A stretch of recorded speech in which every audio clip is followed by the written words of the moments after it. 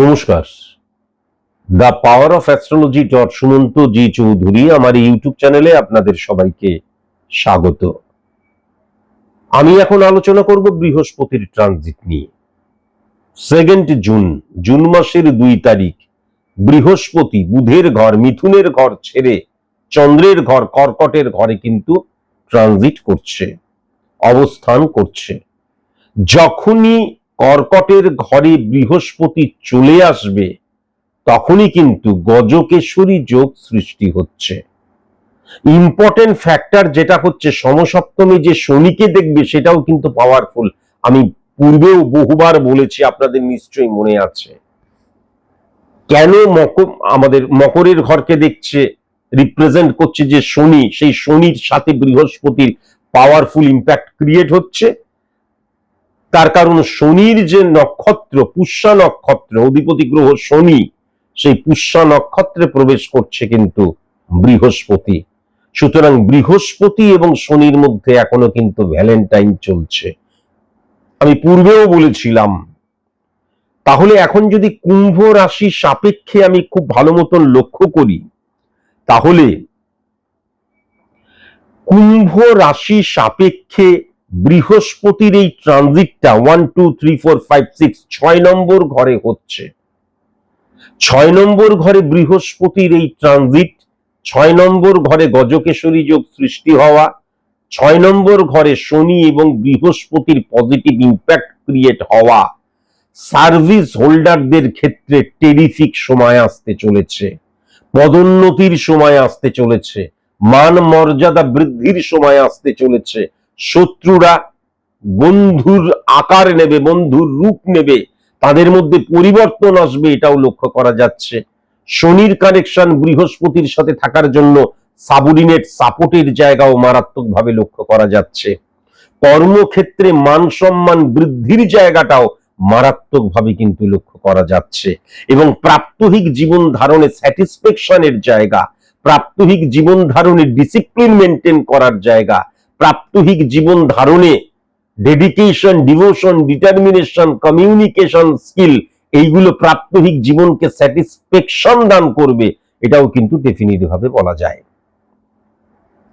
এখন কুম্ভ রাশি সাপেক্ষে যদি খুব ভালো মতন দেখা যায়, বৃহস্পতির 3টে দৃষ্টি, 5 নম্বর, 7 নম্বর, 9 নম্বর। প্রথমে যদি 9 নম্বর দৃষ্টিটা আসি, মিনের ঘর, কুম্ভ সাপেক্ষে মিনের ঘর সেকেন্ড হাউস হচ্ছে। তাহলে গজকেশরী যোগ জাস্ট লাইক রাজযোগের মতন তার পাওয়ার হয়, ইনক্রিজ ঘটায়, স্যাটিসফ্যাকশন দান করে, মানসিক তৃপ্তি দান করে। তাহলে আমি যেটা দেখতে পাচ্ছি, প্রথমত দৃষ্টিভঙ্গির জায়গায় আমি কুম্ভ রাশির জাতক জাতিকা হলে অত্যন্ত পজিটিভ আমার দৃষ্টিভঙ্গি হবে। দ্বিতীয়ত অর্থনৈতিক জায়গাটা শ্রীবৃদ্ধি হবে, স্ট্রং হবে, এবং সবচেয়ে বড় কথা স্টেবল জায়গায় যাবে। আমি ইনকাম করলাম আবার ড্যামেজ হয়ে যাচ্ছে তা নয়, অর্থনৈতিক জায়গাটা, সঞ্চয়ের জায়গাটা টেরিফিক আমি লক্ষ্য করতে পারছি। সঞ্চয়ের জায়গাটাও, সঞ্চয় প্রকল্পে আমি হাত দিতে পারবো, সঞ্চয় দ্বারা আমি আমার সফলতাকে লেন্দি প্রসেস করতে পারবো এবং আমার ভবিষ্যৎটাকে সিকিউর করতে পারবো, এটা ডেফিনিট ভাবে কিন্তু বলা যায়। এবার যদি আমি খুব ভালো মতন লক্ষ্য করি, বৃহস্পতি দ্বারা যদি প্রথম তার দৃষ্টি 5 নম্বর ঘর বৃশ্চিকের ঘর, তাহলে কুম্ভ সাপেক্ষে কিন্তু সেটা 10 নম্বর ঘর হচ্ছে। 1 6 10 কানেকশন সার্ভিস ক্ষেত্র, 1 7 10 কানেকশন বিজনেস ক্ষেত্র, 1 5 10 কানেকশন বুদ্ধিমত্তার ক্ষেত্র, সন্তানের ক্ষেত্র, সফলতার ক্ষেত্র। তাহলে 10 নম্বর ঘরটা হচ্ছে ক্ষেত্রর স্থান, জংশন বলা হয়। 1 থেকে 11 পর্যন্ত আমার যে 11টা ভাব রয়েছে, রিপ্রেজেন্ট করছে আমার জীবনের 11টা দিককে। 12 নম্বর ঘরকে কিন্তু ব্যয়ের স্থান বলা হয়। 1 থেকে 11 পর্যন্ত আমার যে 11টা ভাব, সেই ভাবগুলির ব্যয়ের স্থান হচ্ছে 12 নম্বর ঘর। তাহলে 1 থেকে 11 পর্যন্ত যে 11টা ভাব রিপ্রেজেন্ট করছে আমার জীবনের 11টা দিককে, সেই 11টা ক্ষেত্রে 11টা দিকে স্যাটিসফ্যাকশন বা স্যাটিসফাই যদি হতে হয়, তাহলে ডেফিনিট ভাবে কিন্তু 10 নম্বর ঘরকে, অর্থাৎ ক্ষেত্রের ঘরকে স্ট্রং হতেই হবে, থাকতেই হবে। তাহলে 10 নাম্বার ঘরে যখনই গজকেশরী যোগের পজিটিভ ইম্প্যাক্ট ক্রিয়েট হচ্ছে এবং বৃশ্চিক মানে মঙ্গল এবং বৃহস্পতির পজিটিভ ইম্প্যাক্ট ক্রিয়েট হচ্ছে 10 নাম্বার ঘরে, তার মানে কুম্ভ রাশির জাতক জাতিকাদের 1 থেকে 11 পর্যন্ত যে 11টা ভাব রিপ্রেজেন্ট করছে আমার জীবনের 11টা দিককে, প্রত্যেকটা ক্ষেত্রে কিন্তু আমি অড সিচুয়েশনকে ওভারকাম করতে সক্ষম হব এবং আমার জীবনে কিন্তু স্যাটিসফাই হব, স্যাটিসফ্যাকশন আসবে আমার জীবনে, এটা ডেফিনিট ভাবে কিন্তু বলা যায়। আবার যদি খুব ভালো মতো লক্ষ্য করা যায় তাহলে কিন্তু সমসপ্তম মকরের ঘর হচ্ছে বৃহস্পতির, তাহলে কুম্ভ থেকে 12 নম্বর ঘরটা কিন্তু বৃহস্পতির ঘর হচ্ছে। তাহলে মাথায় রাখার প্রয়োজন আছে কুম্ভ রাশির জাতিকাদের, কেননা মেয়েদের ক্ষেত্রে বৃহস্পতি দ্বারা কিন্তু হাজবেন্ড বিবাহিত জীবনকে বোঝা যায়, আর ছেলেদের ক্ষেত্রে শুক্র দ্বারা, আমি পূর্বেও বলেছি। তাহলে 12 নম্বর ঘরে যখন বৃহস্পতির অবস্থান আসছে, ভেরি ভেরি কসাস এবং কনসাস হতে হবে। আমি কোনো ফাটকা টেন্ডেন্সিতে যাচ্ছি না তো, আমি এমন কোনো কিছু করছি না তো যেখানে আমার দেখা যাচ্ছে মানে আমার নিজস্ব জ্ঞান বুদ্ধি এইগুলো আমি অন্যের কাছ থেকে ধার নিচ্ছি, সেরকম হচ্ছে না তো, আমার মধ্যে সেলফ কনফিডেন্সের অভাব হয়ে যাচ্ছে না তো, আমি অন্যের উপর নির্ভরশীল হয়ে কোনো সিদ্ধান্ত বা কোনো পদক্ষেপ গ্রহণ করছি না তো। কেননা ভুল ফাটকায় চলে যাওয়া, অন্যের উপর নিজের নিয়ন্ত্রণকে ছেড়ে দেওয়া, এটা কিন্তু লক্ষ্য করা যাচ্ছে এখান থেকে ভেরি ভেরি কসাস এবং কনসাস। এবং দ্বিতীয় যেটা সেটা হচ্ছে যখন বৃহস্পতি 12 নম্বর ঘরে যখন হিট করছে বৃহস্পতি, তাহলে মাথায় রাখার প্রয়োজন আছে কুম্ভ রাশির জাতিকাদের ক্ষেত্রে কিন্তু আমি বৈবাহিক সমস্যা লক্ষ্য করতে পারছি। যারা বিয়ে করবে বলে ঠিক করেছো তাদের এই সময় বিয়ে না করা উচিত।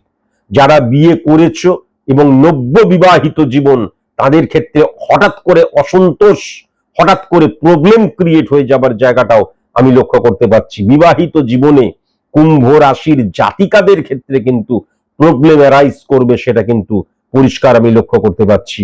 এখান থেকে ভেরি ভেরি কসাস এবং কনসাস অবশ্যই হওয়া প্রয়োজন। তোমার সবচেয়ে বড় যিনি শত্রু হবেন বা যারা শত্রু হবেন তারা কিন্তু তোমার খুব কাছের মানুষ হবেন। শ্বশুর বাড়ি থেকে গুড ইম্প্যাক্ট লক্ষ্য করা যাচ্ছে না, বিশেষ করে মেয়েদের ক্ষেত্রে। শ্বশুর বাড়ি থেকে কিন্তু গুপ্ত শত্রুতার জায়গা লক্ষ্য করা যাচ্ছে, সেম সেক্সের শত্রুতার জায়গা লক্ষ্য করা যাচ্ছে। কুম্ভ রাশির জাতকদের ছেলে হইতে সাবধান, কুম্ভ রাশির মেয়েদের মহিলা হইতে সাবধান।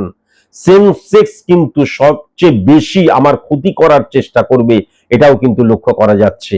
কলিগস থেকে খুব সাবধান হতে হবে, বসের সাথে কিন্তু সুসম্পর্ক বজায় রাখতে হবে। হঠকারিতার মাথায় আমি কোন রকমের মানে ওভার কনফিডেন্ট হয়ে গেলাম বা এগ্রেসিভ হয়ে গেলাম বা লুজটক করতে শুরু করলাম বা আর্গুমেন্টে জড়িয়ে পড়লাম, কখনো যেন না হয়। এই সময়টাই ভীষণ প্রয়োজন হচ্ছে আত্মসমালোচনা করা, স্ক্রুটিনি করা, আমার দোষ, আমার গুণ, আমার ভালো, আমার মন্দ, আমাকে না এইগুলো পর্যালোচনা করা প্রয়োজন। তা না হলে কিন্তু ভুল করে ফেলার জায়গাও বা অন্যের দ্বারা পরিচালিত হওয়ার জায়গাটাও আমি মারাত্মকভাবে কিন্তু লক্ষ্য করতে পারছি। এখান থেকেও কিন্তু খুব কসাস এবং কনসাস হওয়া প্রয়োজন। শনি বৃহস্পতির এই রিফ্লেকশন কুম্ভ রাশির জাতক জাতিকাদের ক্ষেত্রে কিন্তু জলপথে ভ্রমণ পজিটিভ লক্ষ্য করা যাচ্ছে না, দুর্ঘটনার জায়গা লক্ষ্য করা যাচ্ছে। ভেরি ভেরি কসাস, আগুন থেকে বিদ্যুৎ থেকে ভেরি ভেরি কসাস এবং কনসাস হওয়া প্রয়োজন।